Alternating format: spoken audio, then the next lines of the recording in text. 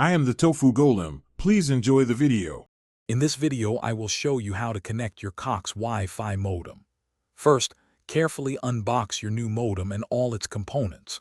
Find a central spot in your home, ideally elevated, to place the modem for the best possible Wi-Fi coverage. Make sure this location has a working electrical outlet nearby and is free from obstructions.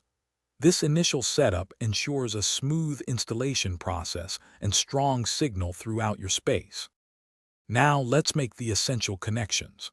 Take the coaxial cable and firmly screw one end into the wall outlet, then the other end into the corresponding port on the back of your Cox modem. Next, connect the power adapter to the modem and plug it into the electrical outlet. Give the modem a few minutes, typically around 5 to 10 minutes, for its indicator lights to turn solid, signaling it's ready. With your modem powered on, it's time to activate your internet service. Connect a computer or smartphone to the modem via an Ethernet cable or the temporary Wi-Fi network. Open a web browser, and you should be redirected to the Cox activation page.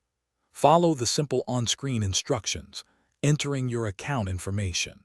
If you encounter any issues, calling Cox customer support is always an option for personalized assistance.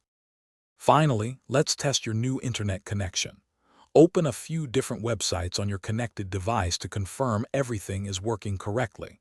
Pay attention to the modem's indicator lights. They should be solid green or blue, indicating a healthy connection.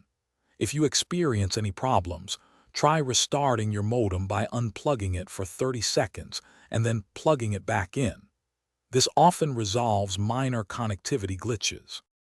Thanks for watching. Consider subscribing if we helped you today.